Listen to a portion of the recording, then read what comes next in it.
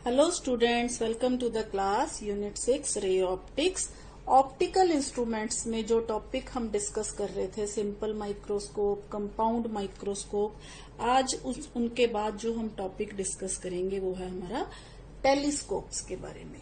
तो टेलीस्कोप क्या है बेटा, हम जानते हैं टेलीस्कोप के बारे में अच्छी तरह से। आज हम उसको थोड़ा डिटेल में पढ़ेंगे। टेलीस्कोप बेसिकली एक ऑप्टिकल डिवाइस है जो हमें क्या करती है, which enables us to see distant object clearly, even magnified करके भी दिखाती है। तो ये दूर की जो वस्तुएं हैं उनको हमें पास लाके दिखाती है।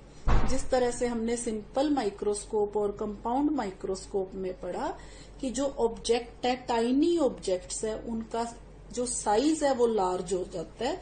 तो इस केस में क्या होता है, दूर के जो ऑब्जेक्ट्स हैं वो क्या हो जाते हैं, हमें पास दिखाई देते हैं। तो हम बारी बारी से पढ़ेंगे टेलीस्कोप, जो इसकी टाइप्स के बारे में। सबसे पहले मैं आपको बता दूं कि टाइप्स कौन कौन सी होती टेलीस्कोप्स की।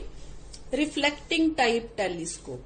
बेटा रिफ्लेक्टिंग टाइप टेलीस्कोप, जैसे कि नाम से ही पता चलता है, रिफ्लेक्शन होती है इसमें। तो इस टेलीस्कोप को अगर आप देखेंगे तो इस तरह का दिखाई देगा। यहां से हम व्यू करेंगे कोई भी, अगर हमने कोई चीज देखनी है तो यहाँ पे इसका क्या होता है, आई लेंस होता है। तो ये बेसिकली इसकी स्ट्रक्चर है, आगे जाके हम डिटेल में पढ़ेंगे। रिफ्लेक्टिंग टाइप टेलीस्कोप में बेसिकली कनकेव मिरर यूज होता है, ठीक है, और इसमें प्लेन मिरर और यहाँ पे कन्वेक्स लेंस यूज होता है। तो रिफ्लेक्टिंग टाइप टेलीस्कोप में हमारे पास दो तरह के टेलीस्कोप होते हैं बेटा, एक न्यूटोनियन एंड एक कैसेग्रेन टेलीस्कोप, ठीक है। तो यहाँ पे हमारे पास ये हो गया रिफ्लेक्टिंग टाइप टेलीस्कोप। इसी तरह से बेटा हमारे पास रिफ्रैक्टिंग टाइप टेलीस्कोप जो होते हैं, जैसे अब हमारे पास रिफ्रैक्शन का मतलब हमें यहाँ पे लेंसेज यूज होते हैं, ठीक है, ये हमें नाम से ही पता चल जाता है। तो रिफ्रैक्टिंग टाइप टेलीस्कोप में क्या, बेसिकली यहाँ पे लेंस यूज होते हैं, कन्वेक्स लेंस। इस तरफ से हमारा ये मान लीजिए यहाँ से हम ऑब्जर्व कर रहे हैं किसी ऑब्जेक्ट को, तो दूर के डिस्टेंट ऑब्जेक्ट को हम ऑब्जर्व कर रहे हैं, यहाँ से इस तरफ से रेज है जो वो आ रही है। तो इस तरफ से जो ये वाला पोर्शन होता है ऑब्जेक्टिव लेंस होता है यहाँ पे, और इस पोर्शन में आई लेंस होता है। तो अगर आप देखोगे तो आपको इस तरह से रिफ्रैक्टिंग टाइप टेलीस्कोप है जो दिखाई देगा। ये ऑब्जेक्ट के लिए यहाँ पे अपर्चर लार्ज होता है, इसलिए यहाँ पे थोड़ा जो डायामीटर होता है ट्यूब का वो लार्ज होता है, और इस तरफ से हमारे पास यहाँ आई लेंस होता है। यहाँ जो अपर्चर होता है वो स्मॉल होता है एज कंपेयर टू ऑब्जेक्टिव। तो यहाँ पे जो ट्यूब का डायामीटर होता है वो क्या होता है, थोड़ा कम होता है। तो ये रिफ्रैक्टिंग टाइप टेलीस्कोप देखने में इस तरह के प्रतीत होते हैं। तो बेटा रिफ्रैक्टिंग टाइप टेलीस्कोप्स में भी दो तरह के टेलीस्कोप्स होते हैं, एक तो एस्ट्रोनॉमिकल टेलीस्कोप्स और दूसरे होते हैं बेटा टेरेस्ट्रियल टेलीस्कोप। तो बेटा इसमें फर्स्ट एग्जांपल जो है वो है एस्ट्रोनॉमिकल टेलीस्कोप, जो कि लार्ज ऑब्जेक्ट्स जो जैसे मून, सन, प्लैनेट्स एक्सेट्रा, हेवनली बॉडीज देखने के लिए यूज होते हैं। तो इनमें जो इमेज होती है बेटा वो इन्वर्टेड इमेज फॉर्म होती है। फाइनल इमेज जो होती है वो क्या होती है, इन्वर्टेड इमेज होती है, ठीक है। तो इसी तरह से टेरेस्ट्रियल टेलीस्कोप होते हैं बेटा। टेरेस्ट्रियल टेलीस्कोप जो होते हैं वो अर्थ पे, मान लीजिए कोई दूर टावर है या कोई बिल्डिंग है, उसको देखने के लिए यूज होते हैं। इस केस में जो इमेज फॉर्म होती है ना बेटा, जो फाइनल इमेज होती है वो इरेक्ट वन होती है, ठीक है। तो ये तो थी बेटा टाइप्स। अब हम करेंगे टेलीस्कोप की रे डायग्राम और उसकी मैग्नीफाइंग पावर के बारे में डिस्कस। जी बेटा, सबसे पहले देखिए एस्ट्रोनॉमिकल टेलीस्कोप। इसकी हम पहले देखेंगे नॉर्मल एडजस्टमेंट।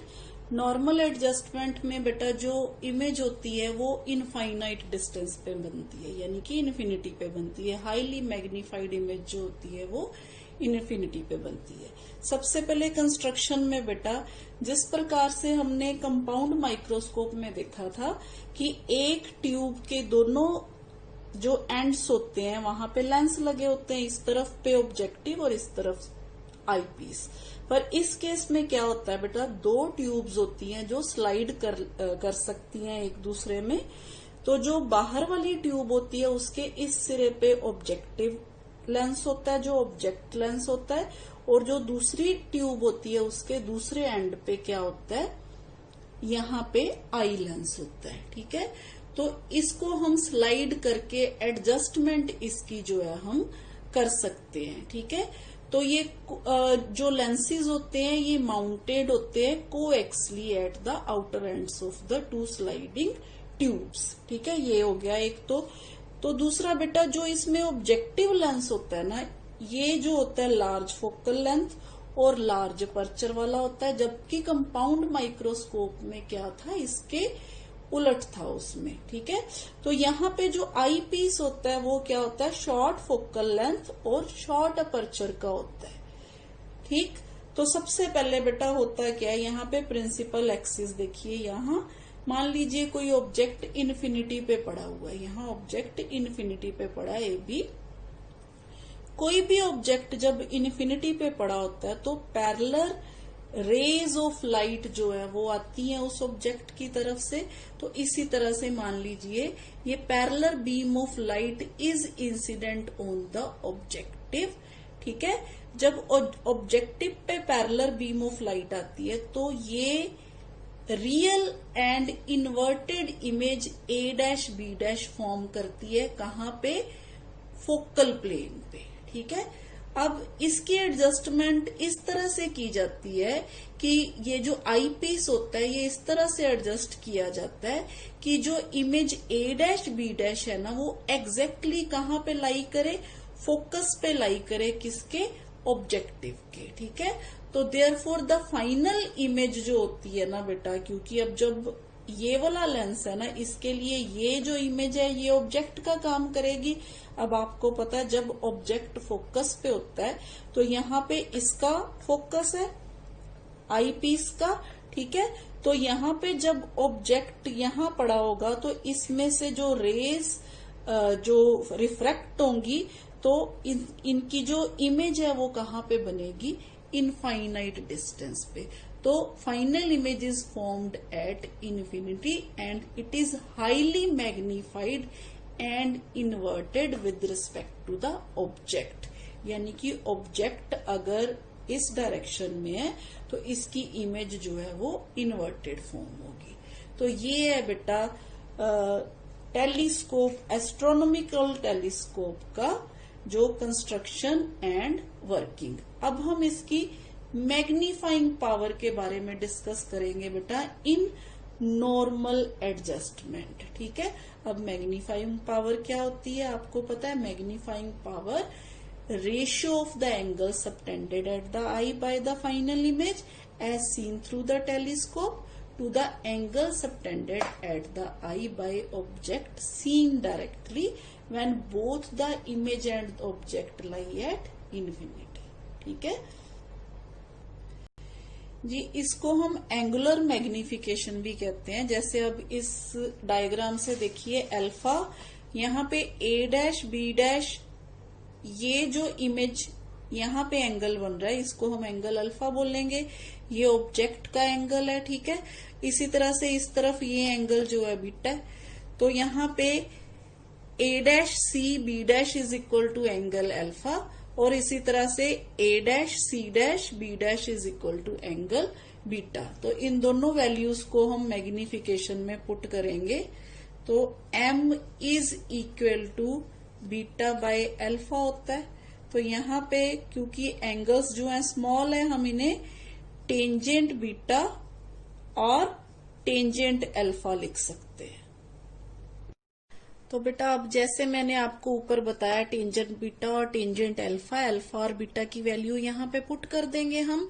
तो इस केस में m जो है वो हमारे पास आ जाएगा a dash b dash divided by c dash a dash divided by a dash b dash divided by c a dash which is equal to c a dash by c dash a dash. ठीक है, ये सारी values अभी हमने यहाँ discuss की। तो अब यहाँ पे हम जो न्यू कार्टेशियन साइन कन्वेंशन है वो अप्लाई करेंगे। ठीक है, तो बेटा अगर हम साइन कन्वेंशन यूज करें तो ये जो डिस्टेंस है सी ए डैश ये किसके बराबर आ जाएगा, प्लस एफ ओ के बराबर, क्योंकि ये ऑब्जेक्टिव की फोकल लेंथ है जो कि अलोंग द इंसिडेंट रे है। ठीक है, इसी तरह से इस केस में जो हमारे पास सी डैश ए डैश है ये किसकी फोकल लेंथ है, आई लेंस की फोकल लेंथ है जो कि अगेंस्ट इंसिडेंट रे है। तो इस केस में ये मेरे पास आ जाएगा माइनस एफ ई के बराबर।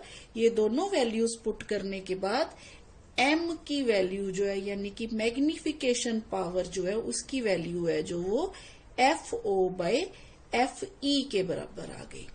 तो बेटा इस इक्वेशन को अगर हम देखें ध्यान से तो ये इक्वेशन एक तो हमें मैग्नीफाइंग पावर बताती है टेलीस्कोप के बारे में इन नॉर्मल एडजस्टमेंट, और दूसरा ये बताती है कि in normal adjustment the magnifying power of a telescope जो है वो लार्ज होगी अगर हमारे पास focal length of the objective is large and that of eye piece is small. ठीक है, इसके साथ ही जो नेगेटिव साइन है वो हमें ये बताता है कि जो फाइनल इमेज फॉर्म हो रही है वो इन्वर्टेड एंड रियल है। नेगेटिव साइन जो है वो ये बताता है कि final image formed is real and inverted.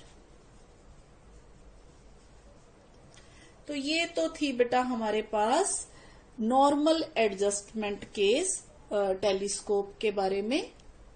यहाँ पे बेटा एक और चीज देखने वाली है कि जब नॉर्मल एडजस्टमेंट होती है, यहाँ पे हमने बोला कि यहाँ पे ऑब्जेक्टिव लेंस है, यहाँ पे आई लेंस है, तो ये फोकल लेंथ जो है ये किसकी है, ऑब्जेक्टिव लेंस की, और ये फोकल लेंथ किसकी है, यहाँ पे इस केस में ये फोकल लेंथ जो है ये आई लेंस की है।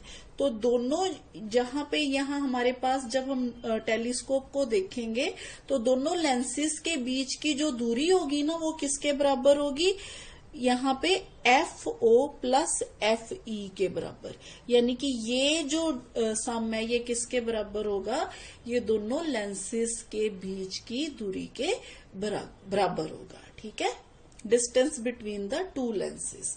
तो इसको हम बोल सकते हैं डिस्टेंस बिटवीन द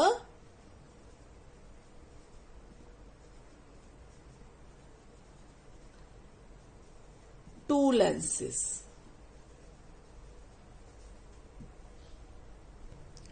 यानी कि जब टेलीस्कोप नॉर्मल एडजस्टमेंट में होता है तो जो ऑब्जेक्ट की फोकल लेंथ और आई लेंस की फोकल लेंथ होती है इन दोनों का अगर हम सम निकालें तो वो किसके बराबर होगा, दोनों लेंसेस के डिस्टेंस के बराबर होगा, उन दोनों में जितना डिस्टेंस है। जी बेटा अब हम एस्ट्रोनॉमिकल टेलीस्कोप का सेकंड केस करेंगे जब फाइनल इमेज जो होती है वो कहाँ पे बनती है, least distance of distinct vision यानी कि डी पे। तो बेटा फिर क्योंकि मैंने आपको बताया कि आई पीस है जो उसको हम एडजस्ट कर सकते हैं, तो हम इसकी एडजस्टमेंट इस वे से कर लेंगे कि जो फाइनल इमेज होगी ना वो least distance of distinct vision पे बनेगी। जिस तरह से हमने पहले इसकी एडजस्टमेंट की तो हमने इस जो इमेज को फोकस पे सेट कर दिया था, अब हम इसकी एडजस्टमेंट इस तरह से करेंगे कि जो फाइनल इमेज होगी वो कहाँ पे बनेगी, least distance of distinct vision पे बनेगी। तो इस केस में बेटा एक रे तो ऐसे ही चली जाएगी, दूसरी रे है जो इधर से फोकस से निकलेगी। तो जब हम इन दोनों रेज को इस तरह से पीछे लेके जाएंगे तो जहां पे ये दोनों रेज जो है वो मीट करेंगी वहां पे हमारे पास क्या होगा बेटा, फाइनल इमेज है जो वो ऑब्जेक्ट की फॉर्म होगी। ठीक है, तो ये बेटा हमारे पास फाइनल इमेज जो है ऑब्जेक्ट की फॉर्म हो रही है। तो बेटा ये बन गई फाइनल इमेज। अब आपको पता है इस केस में जो ऑब्जेक्ट होता है, क्योंकि ये ऑब्जेक्ट है आई पीस के लिए, ये ऑप्टिकल सेंटर और फोकल लेंथ के बीच में होता है, तो इस ऑब्जेक्ट की फोकल लेंथ यहाँ कहीं पे होगी एफ ई। ठीक है, तो ये होगी एफ ई की पोजीशन। तो यहाँ पे बेटा फाइनल इमेज जो है वो least distance of distinct vision, यानी कि ये जो डिस्टेंस है, ये जो डिस्टेंस होगा ये डी होगा ऑप्टिकल सेंटर से। ठीक है, तो इस केस में अब हम मैग्नीफाइंग पावर निकालेंगे, एंगुलर मैग्निफिकेशन निकालेंगे दोबारा से। तो यहाँ पे एंगुलर मैग्निफिकेशन जो होगी वो इस तरह से चेंज हो जाएगी, angle subtended bye image at I when placed at D. ठीक है, जब हम उसको कहाँ पे देख रहे हैं, जब इमेज फॉर्म्ड जो है वो कहाँ पे हो रही है, least distance of distinct vision पे हो रही है। पहले केस में हमने यहाँ पे इन्फिनिटी किया था, और टू द रेशो यहाँ पे angle subtended by object at eye, और ऑब्जेक्ट कहाँ पे पड़ा हुआ है, इन्फिनिटी पे पड़ा हुआ है। ठीक है, तो ये होगी बेटा मैग्नीफाइंग पावर। तो इस केस में भी जो m है उसकी वैल्यू जो हो जाएगी वो क्या हो जाएगी, बीटा बाय अल्फा के बराबर। Again as the object is at very large distance, the angle alpha subtended by the object at the objective is practically the same as that subtended by it at the eye. ठीक है, तो यहाँ पे हम मान लेते हैं angle subtended by the image A double dash B double dash at the eye, that is A double dash, यहाँ पे A double dash C dash B double dash, जो कि किसके बराबर है, बीटा के बराबर है। पहले हमने ये वाला ट्रायंगल लिया था, अब हम ये वाला ट्रायंगल लेंगे टेंजेंट की वैल्यू फाइंड आउट करने के लिए। ठीक है, as the angles are small, तो यहाँ पे जो m की वैल्यू है बीटा, तो यहाँ पे हम m को लिखेंगे tangent beta by tangent alpha के बराबर। ठीक है, तो यहाँ पे टेंजेंट बीटा हम इस वाले ट्रायंगल से फाइंड आउट कर लेंगे। ठीक है, तो ये वाले ट्रायंगल, अब क्योंकि वैल्यू तो सेम ही है, तो चाहे हम ये वाला ट्रायंगल लें चाहे ये वाला ट्रायंगल लें, तो अब हम क्या करते हैं, इसी तरह से टेंजेंट बीटा और टेंजेंट अल्फा की जो वैल्यू है वो फाइंड आउट कर लेते हैं। ठीक है, तो यहाँ पे हमारे पास बेटा m की वैल्यू जो आ गई, अगेन वो किसके बराबर आ गई, tangent beta A dash B dash by C dash A dash divided by A dash B dash divided by C A dash. तो बेटा अब दोबारा से यहाँ पे मेरे पास जो वैल्यू आ गई C A dash by C dash A dash आ गई। ठीक है, अब हम फिर कार्टेशियन कन्वेंशन लगा देंगे। तो यहाँ पे m की वैल्यू जो है, अगर हम सी ए डैश के केस में देखें तो फिर अगेन इसकी जो फोकल लेंथ है वो प्लस एफ ओ, क्योंकि जो ऑब्जेक्ट की इमेज बन रही है, जो फर्स्ट इमेज बन रही है वो ऑब्जेक्ट के फोकल लेंथ पे बन रही है, और जो फोकल लेंथ है, फोकस है, वो अलोंग द यानी कि डायरेक्शन ऑफ इंसिडेंट रे है, इस तरफ है। तो यहाँ पे प्लस एफ ओ आ जाएगी। अब जो सी डैश ए डैश है, पहले तो हमने इसको फोकस पे रखा था, तो हमने यहाँ पे एफ ई मान लिया था, पर अब यहाँ पे हम एफ ई नहीं मान के चलेंगे। अब हम ये मान के चलेंगे कि जो ऑब्जेक्ट है वो कहाँ पे है, माइनस यू ई पोजीशन है, यानी कि आई लेंस से इसकी जो दूरी है वो u के बराबर है, क्योंकि ये opposite to the incident ray है, इसलिए हम इसको क्या करेंगे, नेगेटिव लेंगे।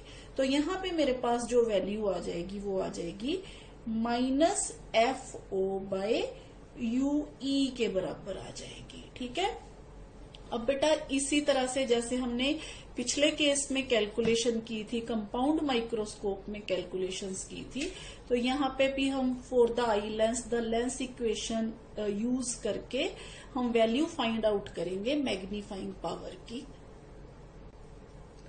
तो बेटा यहाँ पे फॉर द आई लेंस अगर हम लेंस इक्वेशन यूज करते हैं तो वो हो जाएगा 1 by you e plus 1 by v e is equal to 1 by F e. ठीक है, और अगर हम अब यहाँ पे न्यू साइन कन्वेंशंस जो यूज कर दें, क्योंकि बेटा अब यहाँ पे इन्होंने यू ई लिया, एक्चुअली अब हम यहाँ पे यू ई की जो वैल्यू है वो minus of you E put कर देंगे। सुनने में ये अटपटा लगता है, लेकिन हाँ ये यहाँ पे ऑब्जेक्ट का डिस्टेंस है जो यहाँ पे हमने माइनस यू ई के बराबर, हम यहाँ पे ये माइनस में वैल्यू लेंगे। इसी तरह से बेटा जो इमेज है वो कहाँ पे फॉर्म हो रही है, इमेज जो है वो least distance of distinct vision पे फॉर्म हो रही है, तो यहाँ पे ये वैल्यू है जो हम माइनस डी के लेंगे। ठीक है, तो इस इक्वेशन में ये वैल्यूज जो है वो पुट करने के बाद हमारे पास ये इक्वेशन आ गई, -1 of minus u e plus 1 by minus t is equal to 1 by F e. तो यहां से हमारे पास जो वैल्यू आ गई, अब हम इसको इस फॉर्म में लिख सकते हैं, u e is equal to 1 by F e plus 1 by d. ठीक है, ये इक्वेशन, ये कैलकुलेशन हमने पहले भी बहुत बार की है। तो इस इक्वेशन से हमारे पास जो 1 बाय यू ई की वैल्यू है वो क्या आ जाएगी, यहाँ पे हमारे पास अगर हम 1 बाय एफ ई कॉमन निकाल लें, ठीक है, इस इक्वेशन में से, तो यहां से मेरे पास आ गया 1 by you e is equal to 1 by F e जो है कॉमन निकाल लिया, अंदर 1 plus F e by d आ जाएगा यहाँ पे। ठीक है, तो ये जो इक्वेशन है ना, ये वाली इक्वेशन मैं इस इक्वेशन में पुट करने वाली हूँ। ठीक है, तो यहाँ पे फिर ये इक्वेशन आ जाएगी minus F O by F e 1 plus F e by d. तो ये आ गई बेटा final magnification power for telescope. ठीक है, तो refracting telescope will have large magnifying power if the object lens is of large focal length and the eye lens is of short focal length. ठीक है, further the negative sign of magnifying power of the telescope tells us that the final image formed is inverted and real. तो ये है बेटा हमारे पास telescope के case में final magnifying power का जो रिलेशन है। ठीक है, तो बेटा ये केस तो है जब फाइनल इमेज एट डी पे बनती है। ठीक है, least distance of distinct vision पे। इसी तरह हमने जब फाइनल इमेज इन्फिनिटी पे बनी थी तो हमने फॉर्मूला डिराइव किया था minus F O by F E के बराबर। तो अगर हम इन दोनों फॉर्मूला, ये वाला फॉर्मूला और ये वाला फॉर्मूला देखें, तो यहां से हमें ये क्लियर होता है बेटा कि जो मैग्नीफाइंग पावर होती है ना टेलीस्कोप की, ग्रेटर होती है when the image is formed at least distance of distinct vision then in case when the telescope is in normal adjustment. क्योंकि यहाँ पे ये देखिए ये फैक्टर ऐड हो रहा है। ठीक है, ये नॉर्मल एडजस्टमेंट है। ठीक है, और ये वो है जब final image least distance of distinct vision पे बनती है। ठीक है, तो और बेटा हमने यहाँ क्या देखा, हमने ये देखा कि जब हम टेलीस्कोप में से इमेज देखते हैं किसी भी ऑब्जेक्ट की, तो एक्चुअली होता क्या है, विजुअल एंगल इंक्रीज होता है। इसका कंसेप्ट मैंने आपको सिंपल माइक्रोस्कोप के केस में भी समझाया हुआ है।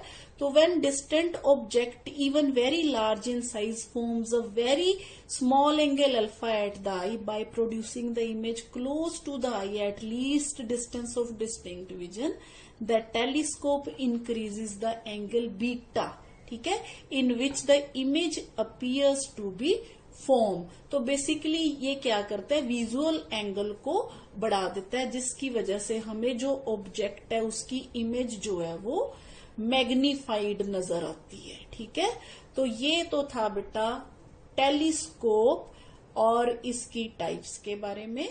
तो आज के लिए इतना ही बेटा, थैंक यू।